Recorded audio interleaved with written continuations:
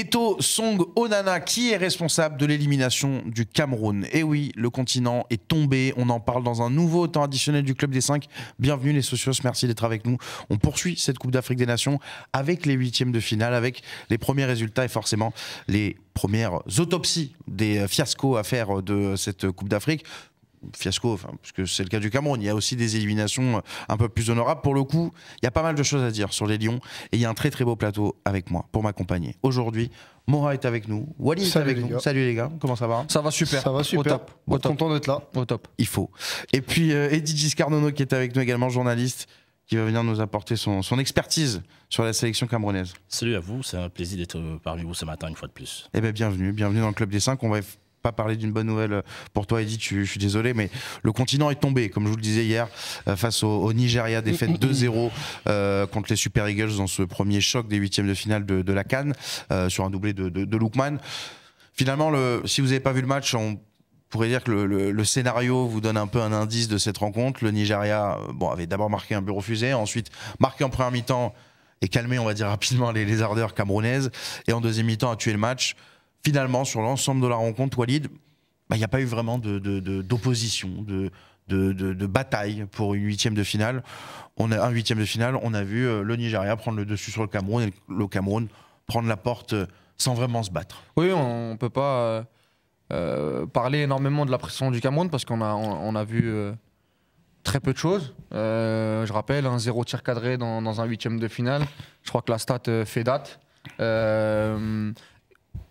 Le Nigeria n'a pas été mis en danger, on n'a pas vu le gardien du Nigeria, il y a eu une petite bataille au milieu de terrain mais remportée par le Nigeria, et puis on a eu une équipe du Cameroun qui à chaque fois dans ses défaillances individuelles a été pris de court. On l'a vu notamment sur le deuxième but et sur le premier but, même sur le premier but refusé sur le hors-jeu, on a Andoa qui va un petit peu à la pêche sur le coup de pied arrêté. Donc ouais, très très décevant. Après, est-ce qu'on est surpris quand on a vu les 3 premiers matchs du Cameroun? On se posera la question, mais la réalité c'est qu'on s'attendait à un autre visage. On pensait qu'il y a eu un déclic psychologique après le match contre la Gambie où ils étaient aux portes de l'élimination, et finalement on n'a rien eu de tout ça. On a attendu désespérément l'entrée d'Aboubacar qui était un bluff total au final. Aboubacar qui est rentré sur les 10-15 dernières minutes et qui n'a pas eu d'occasion pour essayer de changer le sort de la rencontre. Mais ouais, une équipe du Cameroun très très décevante à l'image de cette Coupe d'Afrique des Nations. C'est un peu tout sauf une surprise, Edith, finalement, cette élimination. On est quand même un peu déçu de la manière, parce qu'après le match de la Gambie, on se disait, on connaît le Cameroun, on sait quelles sont ses forces, notamment mentales, dans ce genre de compétition. Pouvait y avoir un sursaut. On l'a vraiment pas vu hier soir. Non, du tout. Le Cameroun, selon moi, était dans la continuité de ses rencontres précédentes, c'est-à-dire que sans fond de jeu, sans qualité et sans véritable stratégie, qui a amené d'ailleurs l'opinion à s'interroger sur la qualité et sur le dispositif tactique qui était celui de Song. C'est une question qui reste d'actualité, d'autant plus qu'aujourd'hui, nul ne peut savoir quel a été le 11 de Rigobert Song durant cette compétition. Il a passé son temps à faire des turnovers. Il a fait hier des choix assez curieux, comme l'alignement de Gonzalez en défense centrale, un joueur qu'on n'a quasiment pas vu depuis le début de la compétition, qui a joué maximum un quart d'heure et qui du jour au lendemain est titularisé. Ça en a surpris plus d'un, et on a vu la conséquence avec un joueur de niveau d'Osimhen, qui est quand même notamment actuellement le ballon d'or africain. Tout cela a amené un résultat catastrophique, et aujourd'hui la situation est très très tendue. Ouais, et puis c'est vrai que Moha, il y a quelque chose qui hier nous marque un peu, c'est qu'encore une fois je disais l'absence être absent de ce rendez-vous-là, ne rien proposer, même sur les 15-20 dernières minutes, un peu de folie, un peu de Aboubacar, on va essayer d'aller le trouver. Non, il s'est vraiment rien passé en fait finalement. Et il y a eu la Gambie, donc cette CAN elle a eu quand même un peu de ferveur pour les Camerounais, mais globalement il s'est rien passé. La Gambie difficilement aussi. C'est ça, mais s'il n'y avait pas eu la Gambie, c'est ce qu'on ressortirait de cette CAN, c'est qu'il s'est rien passé. Non, en fait, une surprise. Non, et c'est absolument rien passé. Même sur le match d'hier contre le Nigeria, on le rappelle, qui est pas non plus une équipe, qui est pas non plus une équipe monstrueuse sur le continent africain aujourd'hui, qui a eu des difficultés sur ces dernières années. Moi, j'ai été très très déçu du Cameroun dans l'ensemble de cette CAN-là, et encore plus hier. Hier, j'aurais pu imaginer un Cameroun un peu revanchard par rapport à cette phase de poule un peu, on va dire, ratée complètement. Hein. Mais tactiquement, ça a été catastrophique, techniquement catastrophique, offensivement, on n'a rien vu. Même si on peut parler des absences de Vincent Boumakar, de Mbomo, je pense pas que même avec eux, ça aurait changé quelque chose, tellement il y avait un néant hier contre le Nigeria. Et je le répète, ce qui me chagrine le plus, c'est que c'était pas un grand Nigeria non plus. Et c'est un Nigeria très discipliné tactiquement, surtout sur la phase défensive. Je trouve qu'il fermait super bien les espaces intérieurs. Très très difficile de perforer les angles de passe. C'est très difficile de passer sur les côtés aussi parce qu'il fermait super bien tous les angles de passe à chaque fois. Et c'est vrai que le Cameroun, c'est très très très décevant. Et on voit aussi ce qui me chagrine le plus dans cette équipe-là, c'est le manque de qualité individuelle. Quand on a connu le grand Cameroun, on voit aujourd'hui quand même que quand on regarde individuellement, Nkoudou, Karl Toko Nkambi, c'est pas. Alors, voilà. Même si ça reste eux les cadres offensifs, aujourd'hui ça vole pas très très haut non plus. Non, mais on va en parler, mais j'aimerais juste poser une question à Edith par rapport à ça. On va parler effectivement de ce manque de talent peut-être côté camerounais, mais il y a beaucoup eu hier soir d'excuses du manque d'expérience de cette Coupe d'Afrique des Nations, de la sélection. Moi je pose la question, Edith, est-ce que c'est un manque d'expérience ou aussi une équipe qui, même avec sa faible expérience, n'a jamais été aussi à la hauteur de l'événement en termes de concentration, en termes de production sur le terrain? Je pense que le Cameroun souffre de comparaison avec les générations précédentes. Dans le 11 entrant, on a pratiquement 3 ou 4 joueurs qui découvrent la compétition pour la première fois, surtout ce niveau. Ça n'a pas été évident pour eux et pas de bol pour les Camerounais. Ce ne sont pas non plus des joueurs de qualité exceptionnelle. On voit des joueurs comme Anguissa qui sont aujourd'hui considérés comme des leaders, mais qui, en équipe nationale, s'inventent des rôles. C'est-à-dire qu'ils se prennent pour une sorte de Kevin De Bruyne, un rôle qu'il n'a pas, une qualité qu'il n'a pas. Anguissa est censé être un joueur milieu défensif, box-to-box, il récupère, il la remet tout tranquillement, un peu comme il essaie de faire tant bien que mal. Aujourd'hui, tactiquement, il a fait d'énormes progrès, mais c'est pas encore ça. C'est pas un joueur tactiquement qui sort du lot.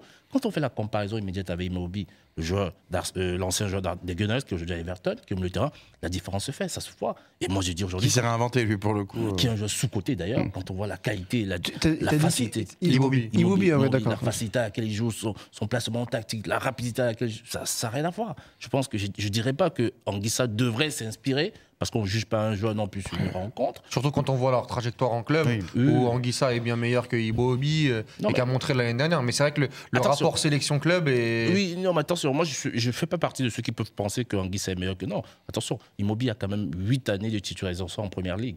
C'est pas donné, c'est pas le cas d'Anguissa. Anguissa a toujours eu du mal, plus ou moins, à s'imposer en Première Ligue. Il a été acheté par Fulham, ça ne s'est pas bien passé. Il n'a pas eu des alternatives. Il a fait une saison l'année dernière incroyable. Oui, avec le Napoli quand même. Mais s'imposer à Naples, c'est bien. Mais s'imposer en Première Ligue, c'est encore différent. Et la preuve aujourd'hui avec Onana, c'est pas évident. Moi, c'est plus le rapport sélection-club, et il a raison d'insister là-dessus. Sur l'utilisation. Ou à un moment donné, le statut qu'a Zambo Anguissa, c'est pour moi le joueur de classe dans cette équipe. Ce qui n'est pas normal. Et c'est pas normal. On n'a pas, malheureusement, ce qu'on attend, en fait. Oui, bien sûr. Alors, il n'est peut-être pas aidé parce qu'on le voit, on le sent. Il est plus utile dans un rôle de box-to-box, Anguissa, selon moi. Et le problème qu'Anguissa a, c'est aussi ce qui se passe dans la sélection. C'est-à-dire que des joueurs, parce qu'ils sont d'un certain standing, ils imposent certaines choses aux entraîneurs. Écoute, je suis Anguissa et je pense que je serais plus utile à ce poste. C'est qu'il n'est pas capable de faire avec d'autres clubs, mais il se le permet en sélection. Sauf qu'on voit bien les lacunes qu'il a. C'est-à-dire que c'est pas un mauvais joueur, mais il est lent, il n'a pas cette vision, il n'a pas cette vista. Il est plutôt bon dans un autre rôle. Je prends le cas d'Anguissa, mais qui n'a pas fait un mauvais match hier. Ouais, mais qui, comme j'ai dit tantôt, c'est Après, juste pour le défendre un peu, on sait tous que Anguissa, ça n'a jamais été la star d'une équipe. Aujourd'hui, Anguissa, c'est le patron, on peut le dire, capitaine, c'est vraiment le joueur phare de cette équipe-là. De toute façon, voilà, il n'y a pas de joueur vraiment au-dessus de lui. Mais au-delà d'Anguissa, c'est vrai qu'on peut lui reprocher plein de choses. Mais c'est vrai qu'aussi, au milieu du terrain, c'est un poste où pour performer souvent, même les grands joueurs, c'est toujours mieux d'être quand même bien entouré. Ouais, quand tu vois que tu as Olivier Ncham qui est plein de bonne volonté, et qui est quand même un joueur quand même limité pour ce niveau-là, on voit quand même que Anguissa, il a beaucoup plus de difficultés. Ça s'explique aussi par rapport à ce fait-là. Moi, je pense qu'on doit souligner cet aspect-là, parce que c'est vrai que moi, quand je regarde le Napoli, Anguissa, ça n'a absolument rien à voir. Après, attention, je te rejoins, Edith, c'est qu'il y a une pression au Cameroun qui doit y avoir. Je pense qu'il doit y avoir un rôle. Je pense qu'il doit y avoir comment dirais-je, un surplus d'attente, de pression auprès d'Anguissa, alors que c'est pas un joueur calibré pour ça normalement à la base. Et peut-être que, mais justement, on entend peut-être un peu trop d'Anguissa et c'est on devrait peut-être plus de parler d'un naufrage collectif. J'attends juste qu'il joue son rôle. C'est tout ce que j'attends de lui. Dans un rôle box-to-box, c'est tout. On le demande pas. Enfin, ouais, mais là, dans cette équipe-là, il doit faire beaucoup plus. Après, il doit se multiplier parce qu'à côté, c'est il doit faire beaucoup plus. C'est pour ça que la question, c'est est-ce que c'est un vrai manque d'expérience, comme veut le souligner depuis hier soir le staff, plusieurs joueurs camerounais, ou est-ce que c'est vraiment un manque de talent finalement? C'est un manque de talent, c'est un manque de qualité. Et puis, on va en parler après aussi, mais il y a aussi Rigobert Song qui est aussi le principal, pour moi, point nord de cette sélection. Quand tu as un effectif faible et un coach faible, si tu n'as pas en plus un coach qui sort au moins un peu des qualités individuelles de tes joueurs-là, voilà, je peux dire que tu vas droit au mur. Justement, je vous propose juste de voir la réaction de Rigobert Song hier soir après le match, puisqu'il nous dit voilà, on a pris une jeune équipe en compétition. Il y a des joueurs qui découvrent aujourd'hui, comme je l'ai dit dans le passé, nous sommes en reconstruction avec la jeunesse qu'on a. On a montré qu'on a encore beaucoup à apprendre. Allez, encore une fois, c'est vraiment, on va dire, ce matin, Edith, j'ai pas envie de dire l'excuse, mais... Non, on est habitué aux rhétoriques de Rigobert Song. Mais il prend un peu le mur quand même, là, pour le coup, Rigobert Song, sur cette CAN, parce que il y a eu le barrage qui s'est très bien passé contre l'Algérie. Oui, non, très bien passé. Non, mais très bien passé, c'est qu'au final, ça a été miraculeux. C'est pour ça que je dis très bien passé. Dans le résultat final. On a vendu au Cameroun une Coupe du Monde qui sera exceptionnelle. Voilà, ça n'a pas été. Je parle dans le résultat final. D'un point de vue résultat, le Cameroun, que le président de la fédération avait annoncé finale pour le Cameroun. Mais au final, t'as le Cameroun qui sort de la Coupe du Monde avec 4 points. On se contente de la victoire du Brésil, on s'en tape, on s'en vante. Il était quand même passé, on va dire, au travers pour l'instant de l'échec, vraiment, Rigobert Song. Là, pour le coup, il est face à son résultat aujourd'hui.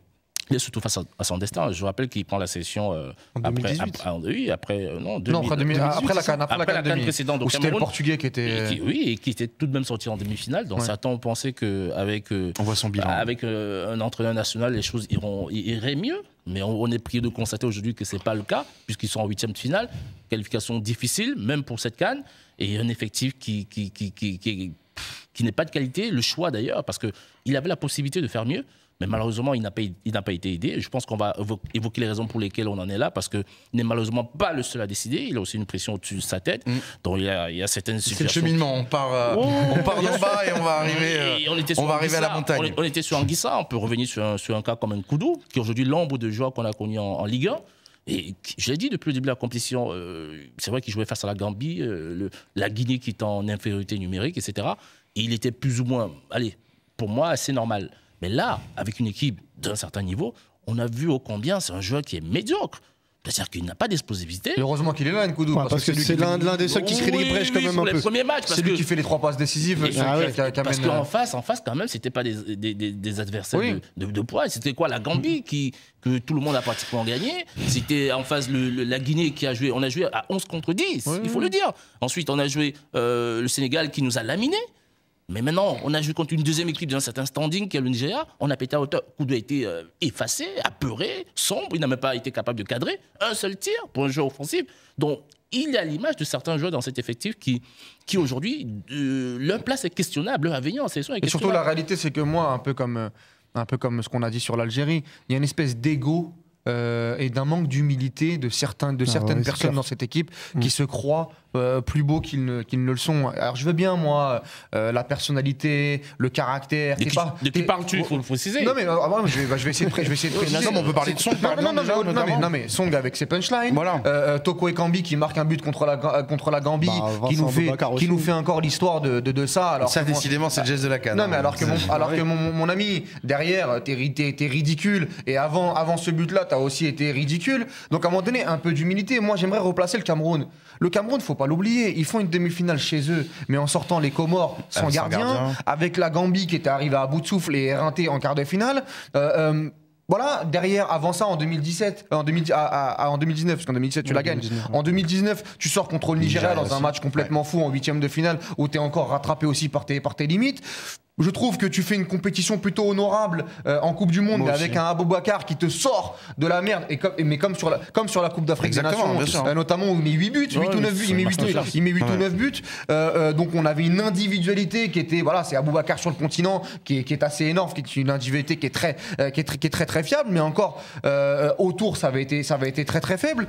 Si on regarde la première heure de jeu contre la Serbie, le match contre la Suisse, bon, il y a le match contre le Brésil que tu gagnes à la dernière minute face à une équipe B du Brésil. C'est un peu le match de gala, mais la réalité c'est que le niveau de cette équipe du Cameroun n'est plus incroyable. Faut regarder les qualifs aussi, où il a fallu le dernier match pour se qualifier. De toute façon, on l'a vu, Walid, 6 victoires, et je vous donne avec le retour d'André d'ailleurs. Avec le retour d'André, exactement. Donc il y a victoire contre l'Algérie et le Brésil, sinon le reste c'est Burundi aller-retour, l'île Maurice et la Gambie il y a 3 jours. Donc au final, je vais pas rappeler dans les conditions où tu gagnes contre l'Algérie à la 123e minute, où le premier match à la maison avait été catastrophique. Voilà, globalement. Est-ce que le Cameroun n'est pas à sa place quand tu perds contre le Nigeria ?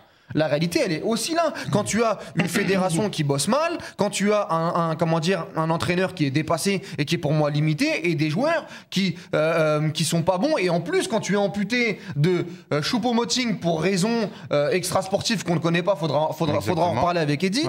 Quand tu as Mbeumo qui est le joueur le plus en forme offensivement en première ligue avec Brentford qui est blessé, et quand tu as Aboubacar qui est blessé, la réalité elle est là, c'est que contre le Nigeria, et encore, moi je vais te dire, ils ont évité le pire contre la Gambie. Parce que là, tu te fais éliminer dans cette poule-là, ça aurait été un fiasco immense.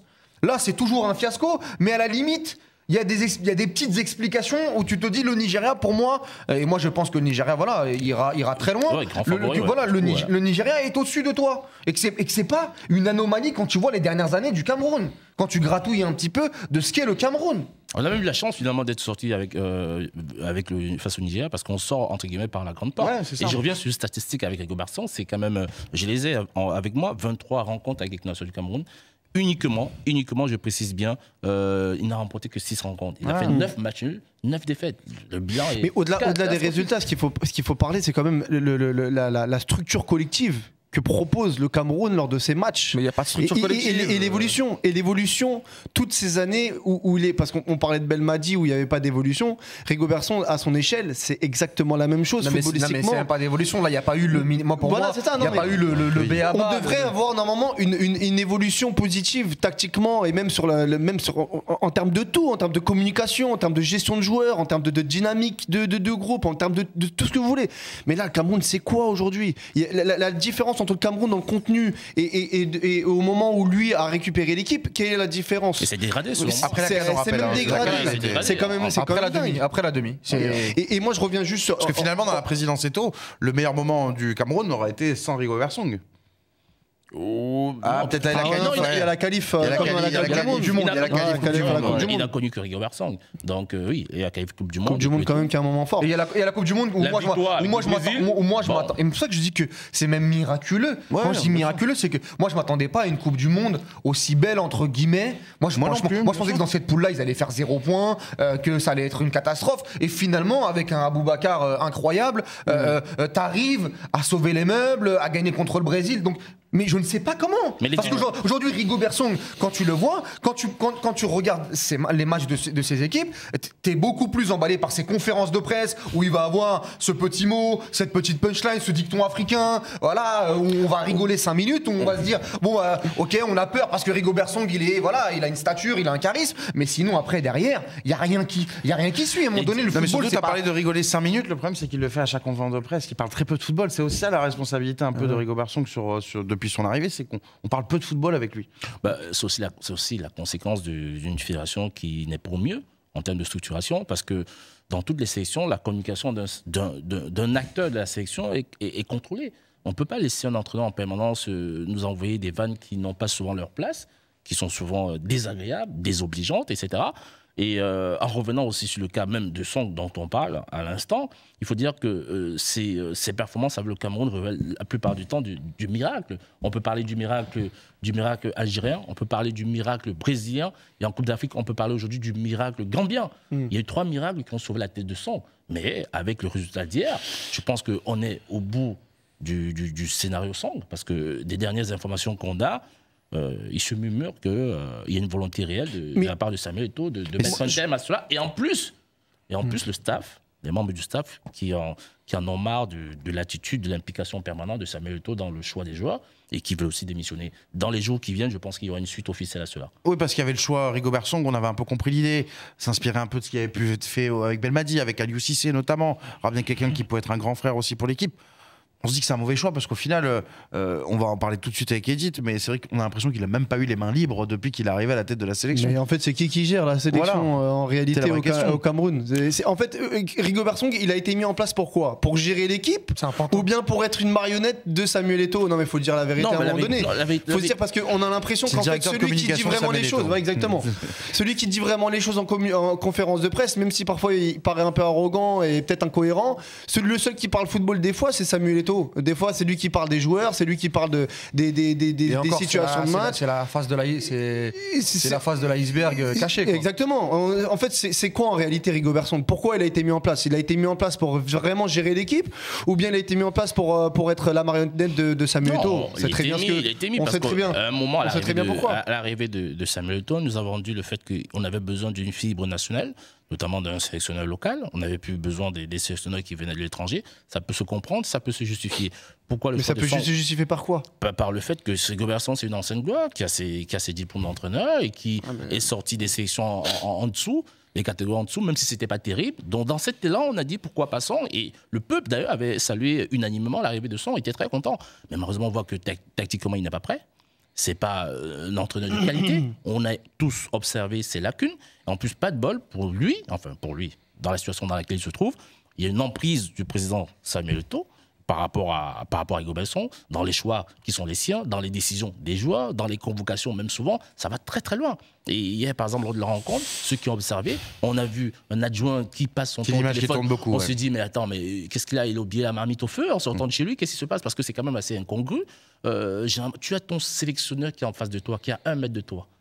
Tu as son adjoint qui est à 1 mètre de toi. Mais toi, tu es au téléphone. Mais qu'est-ce qui se passe? On n'a jamais vu ça. Avec qui tu parles? Avec qui tu parles? Tu parles avec qui? Et on se souvient aussi que le même scénario s'est produit plus ou moins au Qatar. Toujours dans le même contexte. Aujourd'hui, on se rend bien compte que derrière, effectivement, il y a le super président, sans aucun doute, qui est au téléphone en train de donner des consignes. Et il n'est pas dans son rôle. Et le staff, aujourd'hui, en a marre. Ça fuite, le staff en a marre. Et le staff devrait aussi se démobiliser, comme je l'ai dit tantôt, pour s'orienter vers d'autres projets. Parce que c'est une situation insupportable. Je tiens à rappeler qu'aujourd'hui, Samuel est le président, certes. Mais il était d'abord le coéquipier de tous ceux qui sont aujourd'hui des adjoints. Et quand ils étaient coéquipiers, Samuel ne pouvait pour aucune raison manquer de respect à ces gars-là. Aujourd'hui, il est certes président, il le respecte parce qu'il est président, mais quand Samuel prend des attitudes comme ça, là, au bout d'un moment, il y en a ras-le-bol. Il a pris en otage un peu la fédération et donc du coup l'équipe. On rappelle qu'il est arrivé avec un grand projet pour essayer déjà d'arrêter la corruption dans le foot camerounais. C'est qui n'est pas possible, voilà. C'est pas du jour au lendemain. Et surtout arriver avec un vrai projet foot à l'échelle nationale. On a l'impression depuis 2 ans qu'il est arrivé, Samuel Eto'o, c'est ça, son élection. Un peu plus, ouais. On a l'impression que depuis 2 ans et demi, en fait, on le voit surtout en avant, sur les compétitions, limite en tant que sélectionneur, que star de cette équipe camerounaise. Le travail, en revanche, moi je vois pas grand-chose, hein, désolé. Mais il faut dire que Samuel Eto'o je peux pas le discréditer sur ce point. C'est une personne qui arrive avec beaucoup de volonté. Beaucoup de volonté. Il y a un événement récent au Cameroun, c'était l'organisation du Ballon d'Or camerounais. Il a fait de main de maître. Et on va pas s'appuyer sur cette cérémonie pour voilà. Il y a quelques points aussi positifs. Il a les subventions des clubs locaux, il les a multipliées par 2 parce qu'il allait rechercher des sponsors privés, il a su le faire, etc. Il y a des manquements aussi qu'il a eu, c'est-à-dire qu'il n'a pas su honorer sa campagne, les engagements pour lesquels il a promis que, du moins il s'est engagé que ça devait être fait. Il y a aussi des conflits avec les présidents des clubs. Il y a la gestion de l'équipe nationale qui ne se passe pas au top. C'est-à-dire notamment avec certains cadres, on pourra parler éventuellement du cas André Onana. Il y a les résultats désastreux de toutes les catégories des sélections dont j'ai les stats ici. Et il y a tout un tas de choses qui font en sorte qu'aujourd'hui, comment il s'appelle, Samuel Eto'o n'est pas aussi glorifié qu'il a été à une certaine période. Donc, ils remettent en question un certain nombre de choses. Mais, malgré cela, je suis le premier à reconnaître, et ça, je le dis de manière la plus vraie, de manière la plus sincère, c'est une personne faite de bonne volonté, et en comparaison avec les présidents précédents, c'est une personne qui est impliquée. C'est-à-dire que les anciens... Mais est-ce qu'il y a une rupture vraiment dans la manière de faire, dans le... Non, le problème d'Eto'o, c'est le nombrilisme d'abord. C'est-à-dire que c'est un ego démesuré et qui a le sentiment que toutes les décisions doivent venir de lui et qui a un pouvoir, une présidence centralisée. Et il n'intègre pas le fait qu'il n'est pas dans une entreprise, il est dans une association. Donc le fonctionnement d'une association, il diffère complètement du fonctionnement d'une entreprise. Quand tout se centralise autour de toi, ça crée des frustrations. Il y a des décisions que tu prends qui ne sont pas souvent bonnes, il y a des analyses que tu prends qui ne sont pas bonnes, et il est dans un aplaventrisme permanent qui fasse en sorte que lorsqu'on n'est pas d'accord avec lui, automatiquement on est contre lui. Et il y a des générations de joueurs aujourd'hui avec lesquels il était très proche en sélection quand il était jeune. Aujourd'hui, il n'y a plus d'échange entre eux. C'est pour vous dire dans quel cyclisme Samuel Eto'o est aujourd'hui.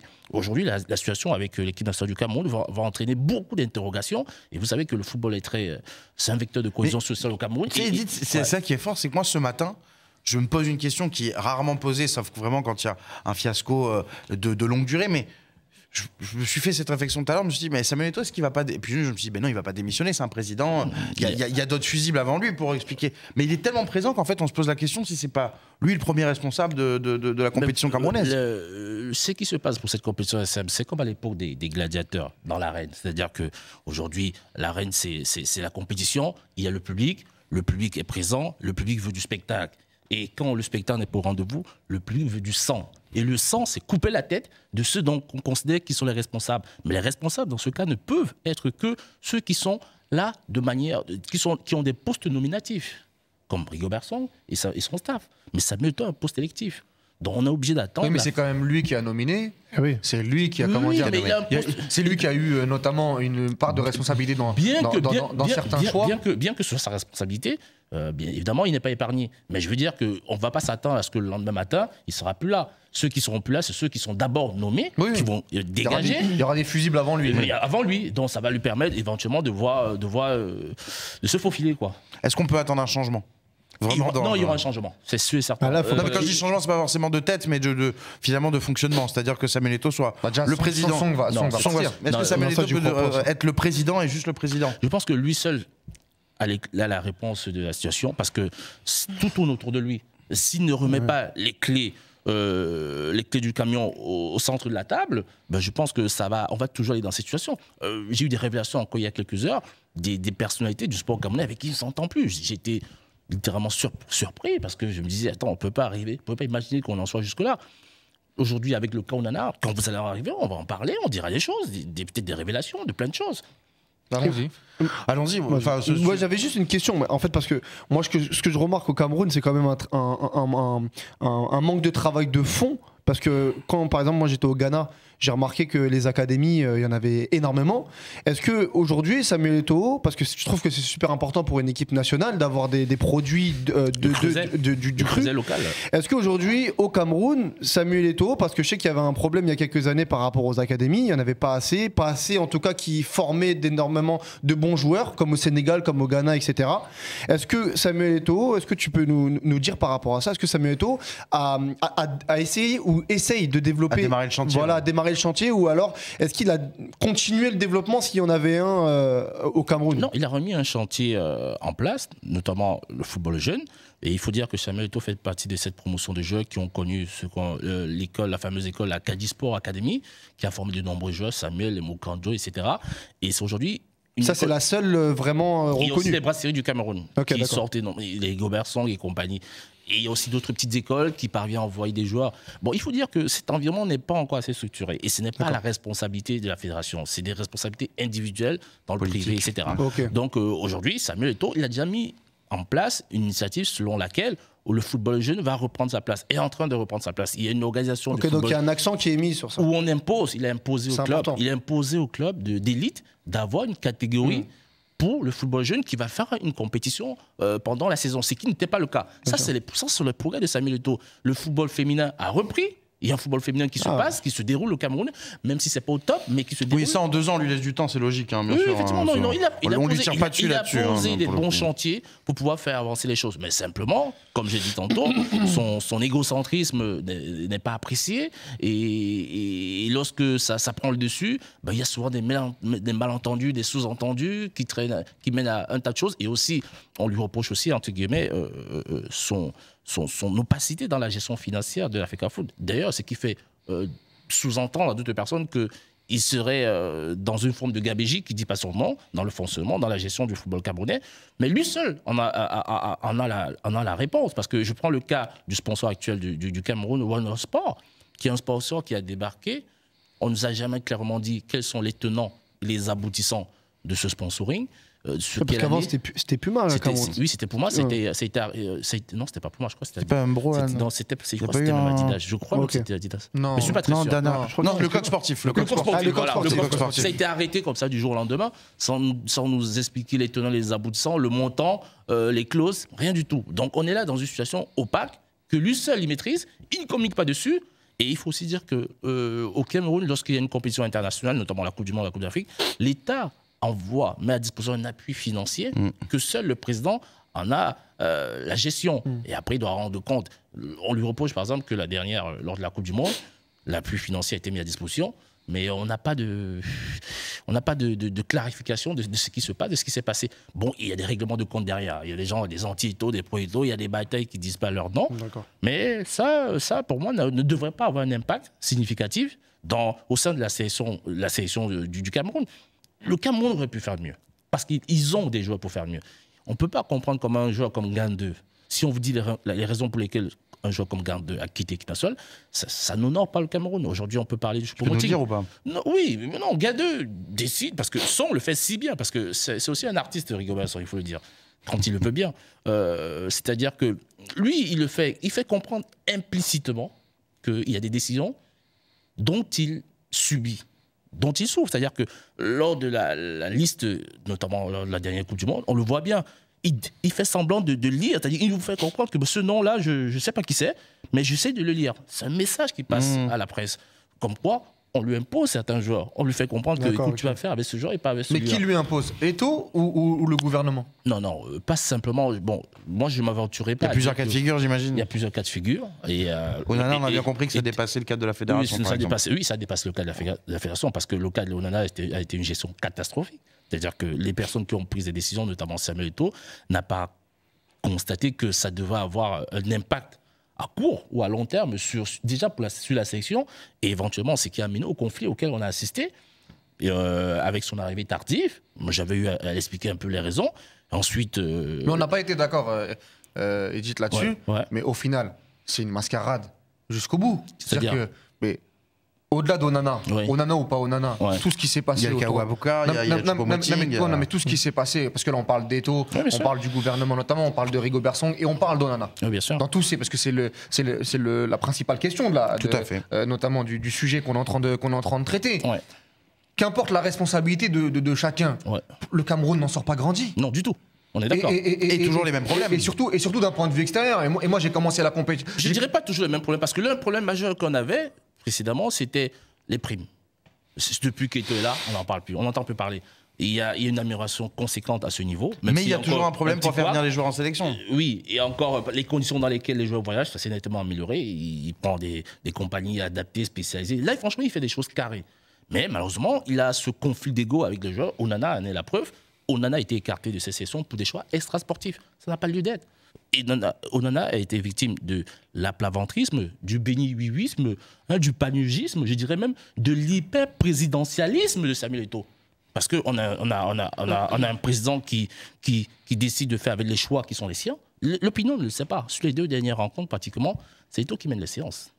Les gens ne le savent pas. C'est lui qui mène les séances. C'est lui qui fait les séances vidéo. Séances vidéo. Par exemple, c'est pas normal. Moi, j'ai des témoignages, parce que je suis proche des clans de cette sélection, de certains clans de certains joueurs qui viennent d'arriver dans la sélection. On a un scénario, une séance où le dernier match face à la Gambie, il dit à Nkoudou que, écoute, il lui montre à la vidéo que si tu ne fais pas ce travail d'aller-retour que j'attends de toi, etc., sur les 5 premières minutes, je te fais remplacer. Mais vous imaginez. Donc ça, c'est Samuel Eto'o qui le dit. Je vous dis un témoignage. Je ne m'aventure pas. Je ne suis pas là pour faire du charlatanisme. Je vous dis ce qu'il en est. Donc, ce qui se passe, c'est que les joueurs ne supportent pas ça. Ils ne sont pas habitués à ça. Et qui plus est, un ancien coéquipier. Mais la plupart sont tétanisés. Ils ne peuvent pas dire exactement.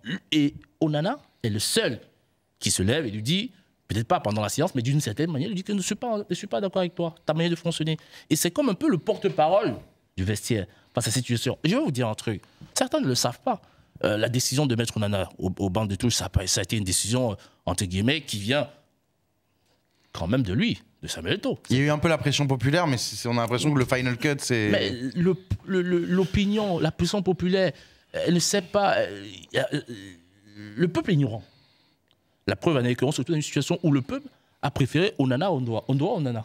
Ce qui n'a pas de sens.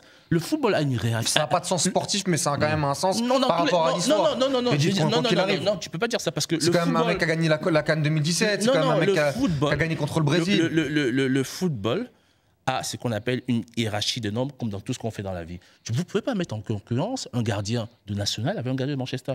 En France, on ne peut pas mettre en concurrence Maignan avec un gardien. Ça n'a pas de sens. Oui, mais avec les histoires qui se passent. Mais oui. Parce qu'il faut aller dans la chronologie aussi. Il faut juger. Je pense qu'il est important de rester, de raison garder et de juger le sportif. Le sportif, c'est Onana. La preuve, hier, les mêmes qui étaient pour le fait qu'on devait jouer, sur les réseaux sociaux, on dit que finalement... Oui, mais est-ce que finalement, on saura jamais si avec Onana tu te qualifies ou pas hier. On ne saura jamais de ça. Maintenant, la réalité, c'est que allons dans la chronologie du cas Onana. Rentrons dedans. C'est-à-dire que depuis son la chronologie à partir de quand? À partir de la compétition ou bien à partir de 2017? Moi, je vais faire un préambule sur 2017. Ou 2017, comme pour beaucoup de joueurs. Et moi, c'est ce que j'ai reproché à Onana. J'ai besoin qu'à chaque fois que tu fasses tu as une étape de ton préambule, je me donne une réponse. Il n'y a pas de souci. Pour qu'on évolue ensemble. Mais il n'y a pas de souci. Évoluons. L'idée, c'est que en 2017, comme beaucoup de joueurs, ils refusent la sélection pour privilégier l'Ajax. Parce qu'il a un choix de carrière. Il a un choix de carrière à faire. Mais on s'en fout du choix de carrière. Non, c'est important, ça dit tout. C'est très important parce que Onana, à cette période, qu'est-ce qui se passe? Il est un jeune qui vient de la réserve de Barcelone. Il bénéficie de la situation catastrophique au sein de l'Ajax. Il y a l'international néerlandais qui, en période de doute, et Ten Hag fait le choix audacieux de dire que Onana, j'ai vu des qualités chez toi, il faudrait que tu joues. Onana fait 3, 4, 5 bons matchs, il est titulaire. Et quand il fait ses matchs, le Cameroun l'appelle pour la Coupe d'Afrique. On lui dit, écoute, tu as le droit de partir. Contexte très particulier 2017. Hein. Oui, tu as le droit de partir, mais sache qu'il y a de fortes chances qu'à ton retour, tu sois plus titulaire. Le mec, il a ça. Donc pour toi, c'est normal, c'est normal que Onana refuse cette. Une chose, je réponds quand même. Il est quand même très négatif. Beaucoup de joueurs avaient refusé cette année-là. Ça veut dire qu'il se passait quelque chose aussi. Ça veut pas dire qu'il y avait Matip, il y avait pas mal de joueurs. Je réponds, beaucoup de joueurs en sélection du Cameroun avaient refusé. Et même cette Coupe du Monde, cette Coupe d'Afrique, il y a beaucoup de joueurs. Il y a certains joueurs africains qui ne sont pas venus. Du côté de l'Angola, qui ne sont pas venus. On en parle pas. Même du côté du Ghana, qui ne sont pas venus. Oui, enfin là, on fait un truc sur le Cameroun. Il y a autre chose que je vais rajouter. Et je pense que Wahid va être d'accord avec moi. 80% des joueurs de la CAN vivent mal la compétition à cette période-là. Parce qu'ils reçoivent une pression énorme. Moi, j'ai discuté avec le président de la FIFPro, Jérémy Djitap, qui lui a les statistiques. Quels sont le nombre de joueurs qui reviennent de la CAN qui perdent leur place en sélection? Quels sont le nombre de joueurs qui reviennent de la CAN, qui sont en fin de contrat et vont pas être renouvelés? Pour toi, Edith, est-ce que c'est normal qu'un joueur qui est en club, en concurrence, ou alors qui est un peu borderline, qui n'a pas un statut bien déterminé, un peu comme Onana, comme on parlait à l'Ajax, parce que tu as dit que Erik Ten Hag, il a dit que s'il allait à la Coupe d'Afrique, il y avait des chances que quand il revenait, il allait plus avoir sa place. C'est ce que tu étais en train de dire. Est-ce que pour toi, c'est normal qu'un joueur comme Onana refuse la sélection pour la CAN? Parce que j'ai l'impression que tu t'apportes un peu des arguments pour le défendre un peu. Non, c'est pas pour le défendre, c'est que j'apporte des arguments pour que vous compreniez exactement la situation. Moi, Edith Giscard, non. Ouais. Je suis footballeur. J'ai l'opportunité, je suis d'origine camerounaise, j'ai l'opportunité de jouer à Rennes, là, d'être titulaire. Donc toi, tu n'irais pas en sélection? J'irai pas. Ah ouais? J'irai pas. D'accord, je suis pas d'accord avec toi. Je suis pas d'accord avec toi. Non, alors là, on peut pas être d'accord alors. Mais donc ça veut dire ce qui se passe avec. Et je suis pas un cas isolé. Non, mais ce qui se passe avec Mougueux, tu défends Mougueux, toi. Mais le cas Mougueux est encore plus grave. Donc toi, si t'avais été dans l'entourage de Mougueux, t'aurais été aussi ridicule que ceux qui l'ont conseillé. Non, j'ai quand même le privilège, après l'émission qu'on a faite ensemble sur RMC, l'agent de Mougueux a pris la peine de m'écrire. Oui. Donc il m'a reproché 2-3 choses. Je lui ai dit, si je me suis trompé, franchement, je me suis trompé de bonne volonté. Donc, je ne me lève pas le matin chez moi pour aller raconter des balivernes dans l'antenne. Donc, sur la base de cela, on a eu un échange dans lequel il m'a fait ouvertement savoir que Muguet avait clairement dit à Rigo Berson qu'il n'était pas disposé pour aller en sélection parce qu'il n'était déjà pas au top de sa forme. Et qu'il était surpris de se retrouver dans cette liste-là. Ah, ok. Donc c'est-à-dire que Pape Gueye, par exemple, avec le Sénégal, aurait aussi dû dire, vu qu'il n'a pas joué depuis 4 mois, qu'il n'avait pas au Sénégal. Ta question est sur Mougui ou bien sur Pape Gueye? Non, mais la réalité, c'est un titre de comparaison. La réalité, pour que les gens comprennent. Si tu restes sur le cas Muguet, parce que je veux dire un truc, une information que tu n'as peut-être pas. Ouais, dis-moi. La fédération n'a pas libéré Muguet. Oui. Donc Muguet, depuis, il est là, il tourne en rond. Il fait, je vais dire de manière un peu diabolique, oui, c'est un mauvais choix. Il était simplement là en attente que le Cameroun s'élimine pour pouvoir jouer. Le Cameroun a été éliminé, maintenant il peut jouer. C'est un mauvais choix. Et cependant, il y a l'option du prêt qui s'annonce à Saint-Etienne. Il en attend de cela et ça se complique. Edith, reprenons 2017. Ok, on n'est pas d'accord, c'est pas très grave. Mais juste pour que les gens comprennent que déjà en 2017, il se passe quelque chose et le signal qu'envoie Onana, pour moi, pas pour toi, qui n'est pas un cas isolé, mais pour moi, pas pour toi, est négatif. En tant qu'enfant camerounais qui a connu tous les, le Cameroun, les grandes générations camerounaises, de refuser une Coupe d'Afrique des Nations et clin d'œil de l'histoire, le Cameroun la gagne sans lui. Oui. Petit A. Petit B, avançons dans la chronologie. Il y a ce qu'il se passe, notamment sur la Coupe du Monde. Oui. Qu'est-ce qui se passe à la Coupe du Monde? Raconte-nous comment ça se passe, parce qu'apparemment, nous, on a les mauvaises infos. Il n'y a pas eu d'histoire. Onana avait mis un terme à sa carrière après. Il n'y a pas eu d'histoire entre lui et Song, après, sur notamment des choix tactiques. Ouais. Il n'a pas eu des réflexions malencontreuses à l'égard de Rigobert Song. Égayez-nous là-dessus. Parce que la réalité, c'est qu'est-ce qui se passe après sur le côté petit B, avec Samuel Eto'o et avec Rigobert Song. Et ça va nous emmener sur ce qui se passe sur cette Coupe d'Afrique des Nations. Oui, bien sûr. Ben, il se passe que pendant ces Coupes du Monde, effectivement, Onana, qui est un jeu avant-gardiste, parce que ce gardien-là qui sort, on l'a vu, comment il a sublimé la finale Ligue des Champions face à l'Inter, parce que c'est lui qui empêche l'Inter de prendre 3-4-0. On est d'accord avec ça, c'est un super gardien. Et dans ce sens-là, il avait déjà des positions très avancées dans lesquelles il voyait qu'il y avait des joueurs qui étaient trop en recul, trop en arrière, notamment Nicolas Nkulu pour des raisons peut-être physiques ou je sais pas trop quoi, etc. Donc, il a ses positions, il essaye d'affirmer parce que c'est légitime, sur ça je suis d'accord. Okay. Mais malheureusement, est-ce qu'il a franchi la limite du respect envers l'entraîneur? Il a dit ce qu'il avait à dire. Moi, j'y étais pas. Voilà. Des retours,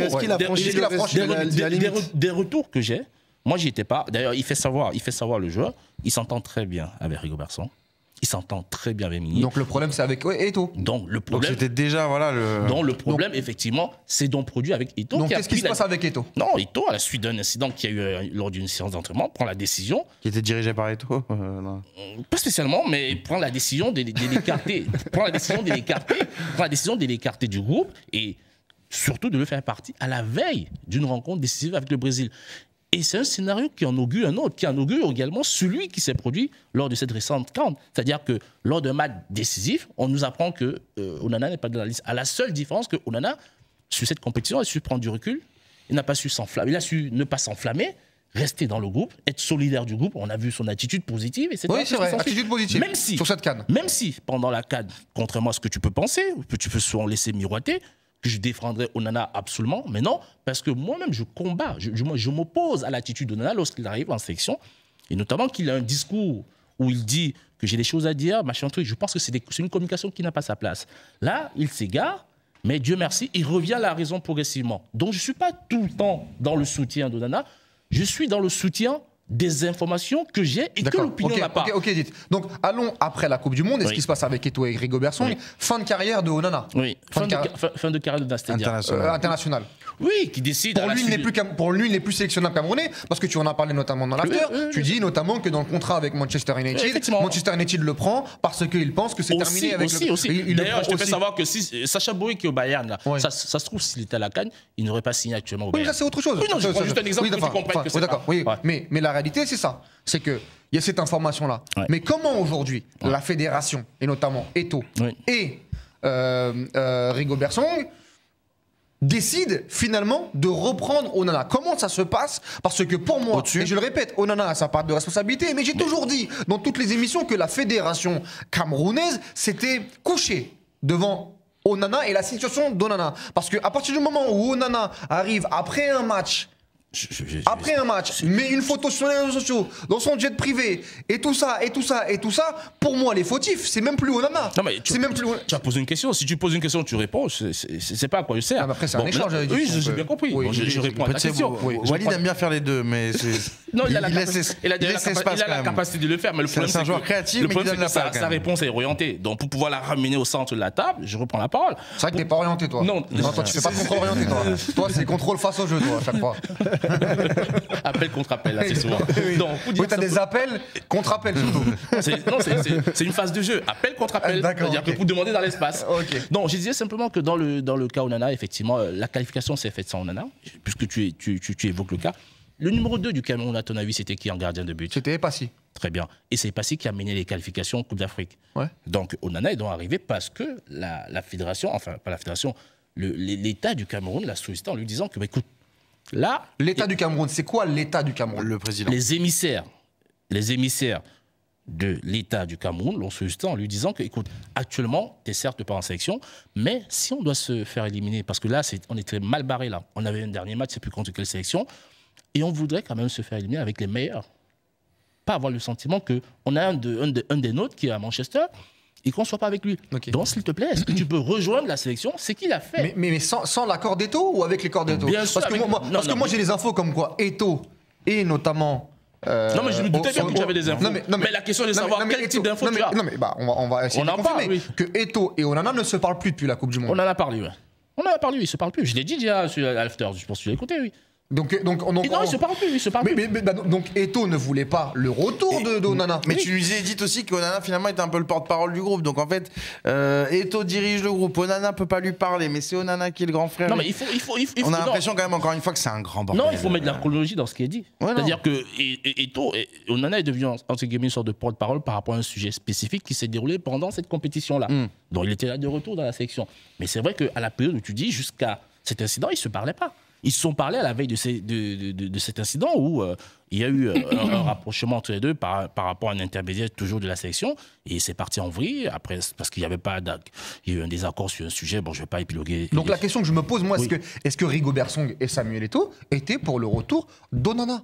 Et est-ce qu'ils étaient aussi pour ce retour-là, c'est-à-dire de venir à un match... Je te réponds, Rigobert Song, oui, avec certitude. Parce que Rigobert Song a toujours considéré que Onana, c'est son meilleur poste. Mais qu'est-ce qui explique le fait que quand ils viennent par rapport à tout ce qui se passe, même par rapport au fait qu'il veuille rester à Manchester un peu plus de temps pour jouer le dernier match contre Tottenham, qu'est-ce qui fait qu'il joue le match directement quand il arrive avec le Cameroun et que c'est à partir du deuxième match où il joue plus? Ben justement, c'est parce que là c'est comme une incohérence. Parce que non, il n'y a pas d'incohérence. On rappelle, il prend 3 buts contre le Sénégal sur 3 tirs cadrés.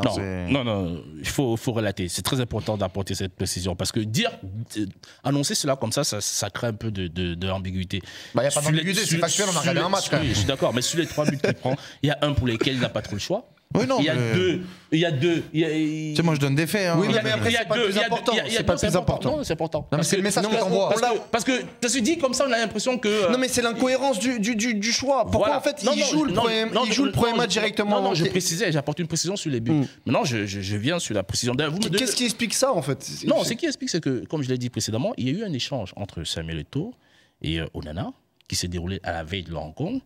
Du Sénégal. Oui, du Sénégal. C'est avec la rencontre du Sénégal où il a été notifié du fait que il avait une volonté, Eto'o avait une volonté de ne pas le titulariser, c'est qu'il a mal pris d'ailleurs. Il y a eu des échanges de voix, des éclats de voix entre les deux. Il y a eu d'ailleurs ce propos qui a fuité dans les réseaux sociaux, comme quoi il aurait traité de Samuel Eto'o de manipulateur, sur des faits précédents qui se seraient déroulés un peu plus tôt. Donc, à la suite de cela, Onana a compris que la volonté de Samuel Eto'o, c'était de ne pas le faire jouer, quoi. De ne pas le faire jouer. Parce que, comme j'ai dit tantôt, Samuel Eto'o, c'est un personnage qui adore l'aplaventrisme. Donc, quand il constate que tu as un joueur, un profil comme celui-là, en plus, c'est des joueurs qui ont un lien quand même. Hein. Samuel Eto'o et Onana, c'est des joueurs qui ont un lien dans ce sens que Samuel Eto'o peut être considéré comme sa figure paternelle sportive. C'est quand même lui qui, avec une génération de joueurs dont on doit les amène à la Masia quand ils sont un peu plus jeunes. Et aujourd'hui, quand on arrive à ce genre de couac, franchement, ça passe à place. Je pense que Eto'o, dans son rôle de manager de ces sélections, de grand président, à l'arrivée d'Onana, il aurait pu lui dire que, André, écoute, bienvenue dans le groupe. Lors de la dernière compétition, il y a eu des désaccords entre toi et moi. Et aujourd'hui, nous sommes à une période important de notre sélection. On a besoin de l'union sacrée dans cette sélection. Si tu as des désaccords avec moi, on prendra la peine après la compétition d'en parler tranquillement. Mais pour l'instant, on doit afficher un visage unique. Oui, mais là, il y a une histoire d'ego. Non, mais histoire d'ego. C'est ce qui se passe avec Choupo-Moting aussi, on a l'impression. Ouais, pour Choupo-Moting, c'est pareil. C'est encore un autre cas. Il y a eu son père d'ailleurs. Mais il est un peu victime du fait que Eto'o souhaite que tout le monde se mette un peu à plat ventre et dise. Il est un peu victime de ça. D'ailleurs, il est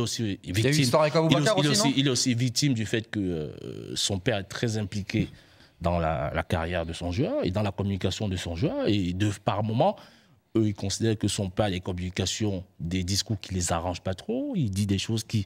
Voilà. Donc, et regardez le cas Choupo. Qui peut expliquer que Choupo ne soit pas dans un 27 ? On ne vous parle pas d'un 15, 27 joueurs. Surtout quand l'excuse, c'est on manque d'expérience. 27, que le joueur ne soit pas blessé. Il joue avec le Bayern. Il est dans la liste chaque week-end. Choupo-Moting fait partie de ces joueurs qui ont manqué à cette sélection. Je peux parler aussi du cas Ngade Gadui, qui aujourd'hui joue en Chine, mais qui est encore mieux que celui qu'on a vu hier et qui a vendangé les occasions. Donc, du moins, qui a offert des occasions de but. En fait, le problème, en réalité, c'est Eto'o, quoi. Mais non, il n'y a pas que Eto'o, il y a aussi le gouvernement. Il y a une ingérence de partout. Non, je ne peux pas laisser dire qu'une ingérence comme si l'ingérence était une attitude, du moins un positionnement unique qu'on retrouvait qu'au Cameroun. L'ingérence dans le football universel, même en France, il y a une ingérence. Souvenez-vous de Bachelot. Avec la Coupe du Monde à Naïsna. Lorsqu'elle débarque dans l'Afrique du Sud avec les attitudes, ça c'est l'ingérence. À la seule différence que lorsque c'est l'Afrique, on a des Waïd qui crient sur tous les plateformes. C'est l'ingérence. On est d'accord sur ce que tu dis. Là, parce que là, on parle du Cameroun. On peut parler de plein de sélections. On peut faire une émission sur Naïsna de midi si tu veux. Mais la réalité, c'est qu'on voit aussi que Eto'o, sur certaines décisions, comme Song, comme d'autres, ils ont été, ils ont été les mains liées sur certaines décisions. Et que la réalité, elle est là. Et la conclusion, c'est que personne finalement n'a pu faire son boulot. Non, c'est pas ce que je vais laisser dire parce que même si les émissaires ont joué leur rôle, c'est pas les émissaires qui décident du choix tactique du sélectionneur. Non, mais ça, c'est autre chose. C'est pas les émissaires qui décident du 11 entrant. Mais parce que tu sais très bien qu'il y a certains joueurs, ça va plus haut que la fédération. C'est ce qu'il est en train de dire Walid. Non, le cas précis qu'on a eu dans cette génération, de cette compétition, c'est le cas André Onana. Il n'y a pas eu deux autres joueurs. Le cas André Onana. C'est déjà beaucoup. Oui, mais en même temps, ça peut être normal parce que comment pourrez-vous expliquer que dans une sélection comme celle-là, on veut se passer d'un joueur de ce niveau ? Ça n'a pas de sens. Oui, mais c'est pas ce point-là le problème en fait. C'est toute la chronologie, comme a dit Walid, par rapport à ce joueur-là. L'échelle de responsabilité. Voilà, et le fait qu'en plus on lui entre guillemets, on lui déballe un peu le tapis rouge. En lui disant viens et tu joues le premier match directement contre le Sénégal.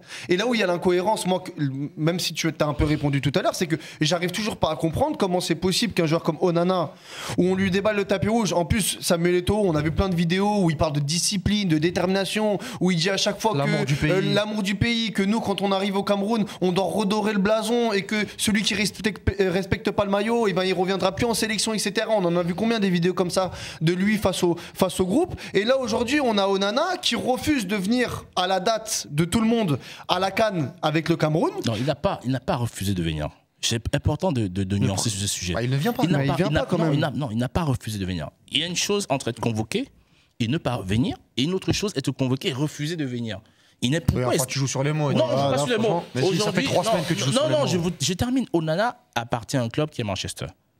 Et Manchester, par rapport à la situation dans laquelle il se trouvait, a mené des négociations avec... Mais c'est une date FIFA. C'est une date FIFA. Je donne l'exemple. Par rapport à la situation. Mais les deux parties, notamment... Oui, mais ça ne change pas le problème négociateurs, Manchester et les émissaires du Cameroun, se sont mis d'accord pour ces conditions-là.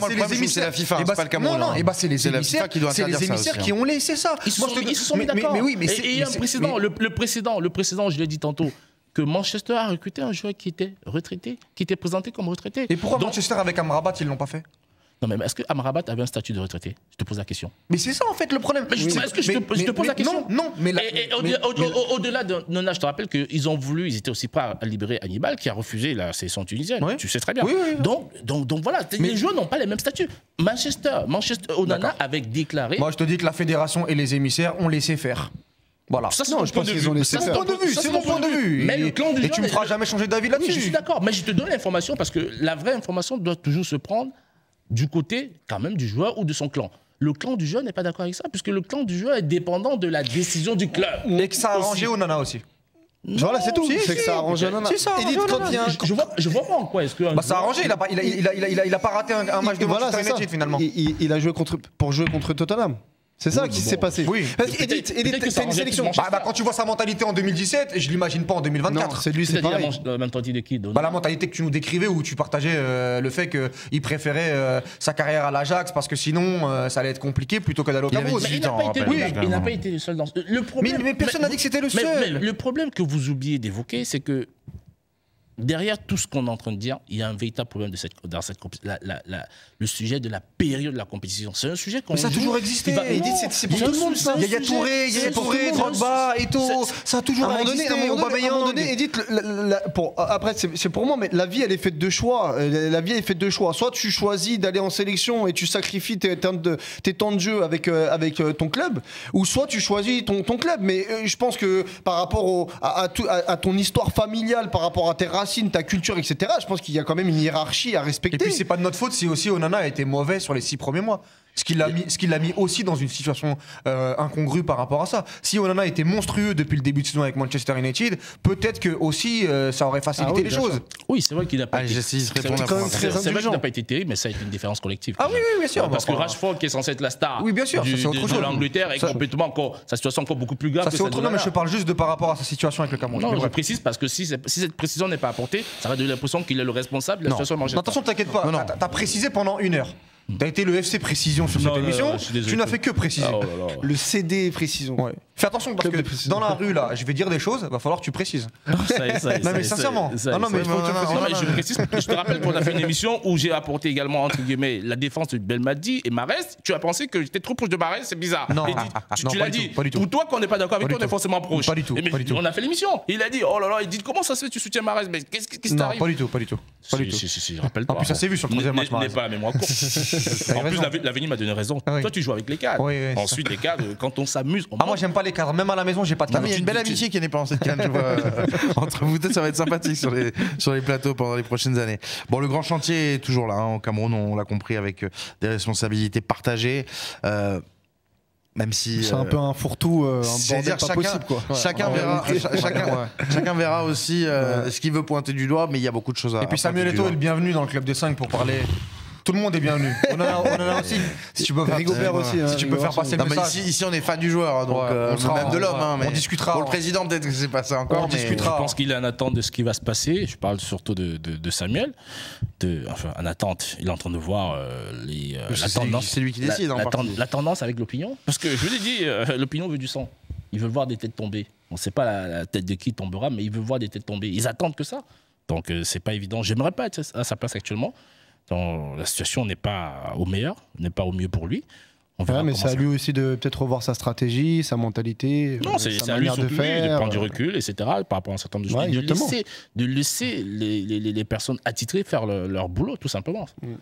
On va terminer notre C'était intéressant en tout cas. C'était très intéressant. On va terminer notre temps additionnel comme d'habitude par le petit instant avec notre partenaire Winamax, bien sûr, l'instant au tableau. On continue pendant cette canne à pronostiquer les prochains matchs qui arrivent. Là, on est en plein 8e de finale, donc on va se faire les petits 8e juste avant.